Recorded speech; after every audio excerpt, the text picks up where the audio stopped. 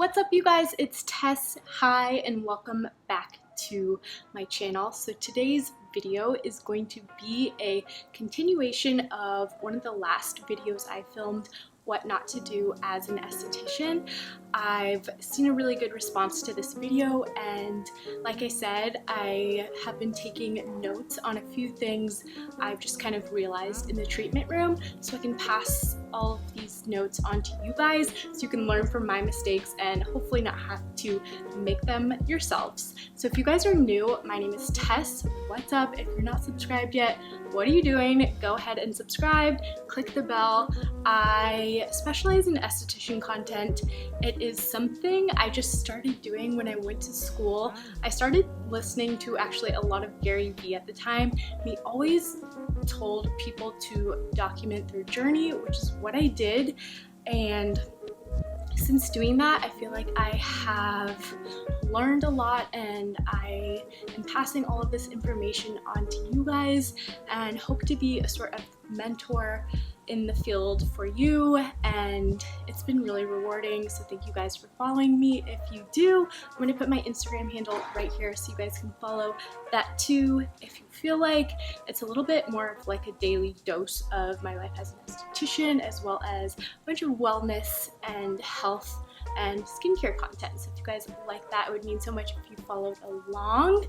But without further ado, let's just jump into this video and I can explain a few things that I realized you want to avoid as an esthetician.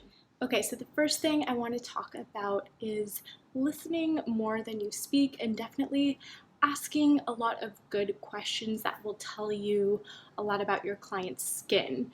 And when I first started in the treatment room, I was really passionate about educating about the ingredients, about the products I had to retail, and about just the overall process. I was really excited and passionate, and I think some of the feedback I got was people can tell you're really excited and passionate and you love educating, but I think there's a point where you can kind of dial it back and just pay more attention to your client's verbal and nonverbal cues. I think you can kind of tell when somebody's spacing out and just waiting for you to stop talking. So, and sometimes people, even if you have amazing advice, people just aren't open to it. Maybe they don't want to buy new home care. Sometimes they're just not interested, and you win some, you lose some. I think it's more important to pay attention to what they're asking for and what they're needing, whether that be the relaxation time. If they do want to learn a lot more, I think they will often lead the conversation and continue to ask questions. So don't be afraid of silence in the treatment room. You don't want a completely silent treatment, but it's okay to kind of let the conversation die down naturally and wait for your client to continue it. I think that's a good sign that they want to keep talking and want to keep learning more. But I think a really effective sales and communication tactic is to listen more than you speak. So that way, if you do get a point where you are upgrading a treatment or hopefully rebooking the treatment or retailing product, you're doing so in a way that's not necessarily a hard sell. It's just going to be a natural progression. And when the client feels like they're in control and they're leading that conversation, it's so much more effective. So that is number one. The second tip I want to talk about is remembering that you are in control as the esthetician. You call the shots, not your client. So I think especially as a new esthetician, when you come into the role and people may know you aren't necessarily the most experienced esthetician at the company, or maybe you're younger, I think a lot of times people tend to think they know best. They've read some blogs, there's so much information available on the internet or even Instagram that people tend to think that they're the experts. Remember, you are the expert. You went to school, you have the credentials for this, you've earned the position. So just remind yourself of that if you ever come across any feelings of insecurity or doubt, or you feel like in the treatment room you are kind of being pushed around or told what to do. Remember, you are the person of authority, and that doesn't mean you need to talk down to anyone or be on any kind of power trip, but it just means that you know best, and you should never let a client talk you into doing things that you know in your mind are not going to be beneficial for the skin. So just remember that. I know it can be easy to get caught up in the moment, or if somebody's saying during the peel, I don't feel anything, I want to get the most out of it, and they're wanting more of an aggressive treatment, just remind them that it's always best to ease into treatments. You don't want to overdo anything and cause more damage than good. So remember the things you learned in esthetician school, and I think it's always best to listen to your gut instinct when you feel like somebody's kind of talking you into something that you feel wouldn't be right for the skin. Just listen to your gut. Going off of that, I think confidence is so key. And the next thing I want to talk about is remaining calm no matter what. Never freak out. If you freak out, your client is going to freak out. And I think something that often comes up in the treatment room is a little bit of redness or erythema, which just means the blood is really circulating. It's not necessarily a bad thing in a treatment. In fact, you want that circulation to see results. There's definitely a fine line between redness and somebody feeling like their face is actually on fire and they're having, you know, an allergic reaction to something. But oftentimes in the treatment room, your client may feel a little bit of itching, a little bit of sensitivity. It should be bearable for the most part unless they're doing a very aggressive peel, but I think something that kind of threw me off in the beginning of treatments was seeing redness and immediately freaking out and thinking I was doing something wrong. Remember, the redness is normal, and you probably are not doing anything wrong. Okay, the next thing I want to talk about kind of relates to clients bossing you around in the treatment room, and oftentimes you will get clients that say, I have sensitive skin, I can't handle much, everything makes my skin feel dry and tight. And I think a good question to ask for clarification is, has your skin always been this way?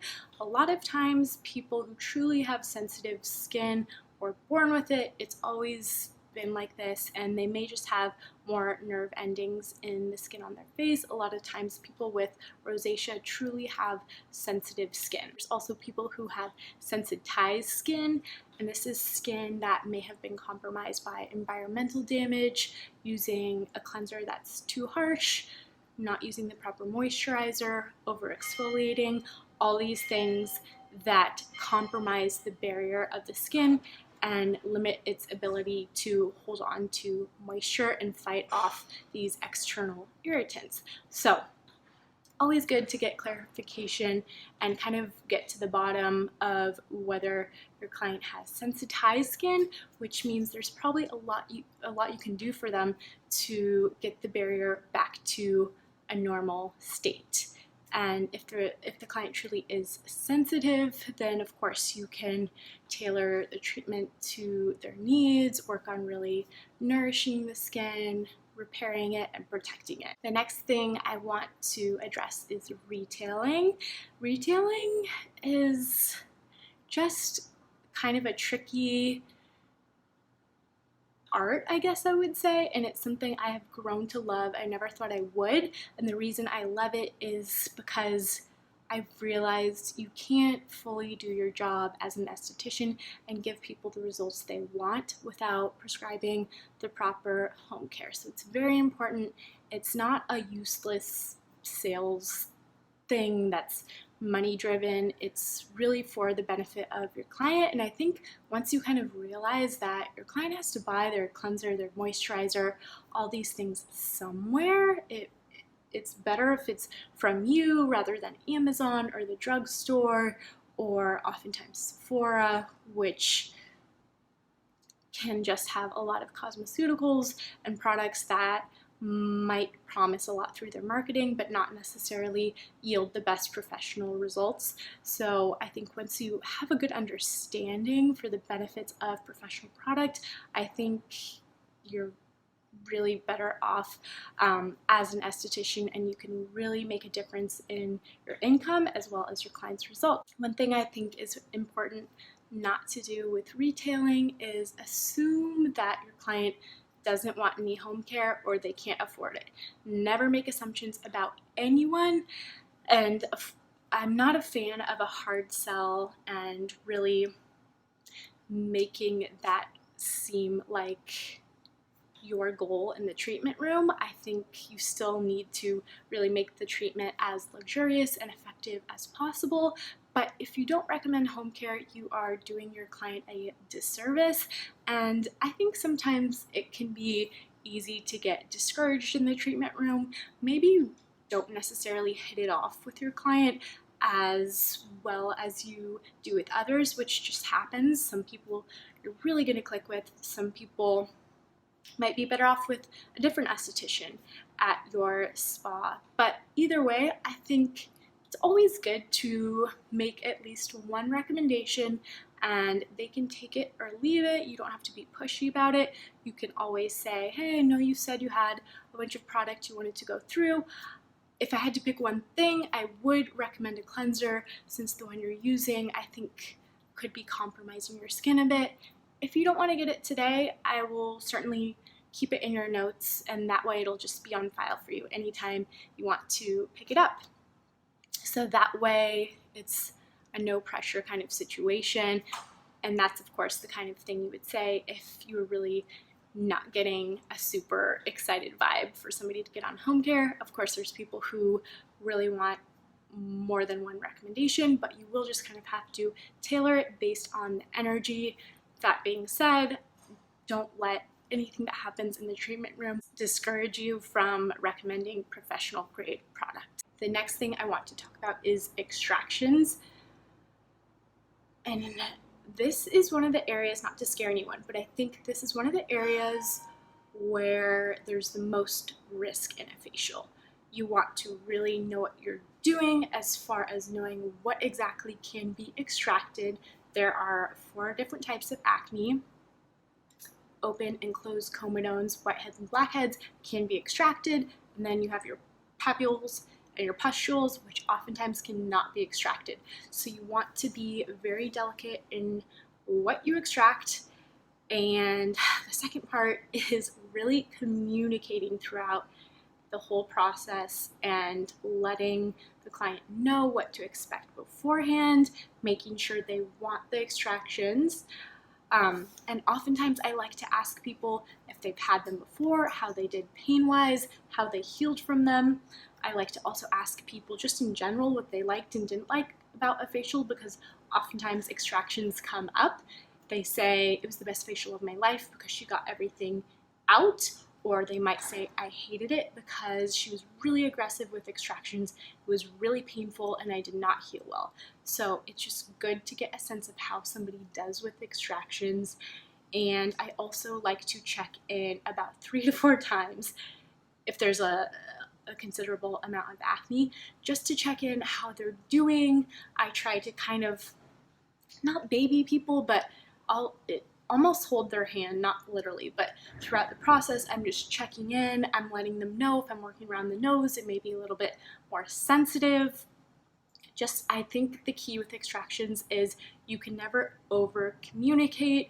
You might want to let people know at the end of the treatment that they're a little bit raised, and that's normal. Icing will help, but just always prepare them, because I think people may have the expectation that, especially if it's their first facial, they've had a facial and their skin is going to look like the Paris filter on Instagram when they walk out. Usually it's not, and even myself, I have pretty decent, okay skin, but it is very acne prone, and after a facial, I basically don't want to hang out with anyone for 2 days because I want to get the things out that are ready to come out. So I think it's just important to let people know there's probably going to be a little bit of downtime if they're dealing with acne, and just really getting a sense for their expectation so that you can set the expectation for the facial. The next thing is a technical mistake I think is very easy to make in the treatment room, and it has to do with extractions and peels, which I think extractions and peels are a little bit more risky, but also the elements of a facial that I think can make it really worth it and really make the results that much more amazing. So they're amazing aspects of facials, but there's just so much to learn about them. That's why I really recommend taking advanced classes on acne and peels. I think it will really benefit you as an esthetician no matter where you work. But one mistake I have made as an esthetician is using a peel too close in proximity to a open wound or extraction point. So peels are amazing, and some estheticians do them before extractions for this reason.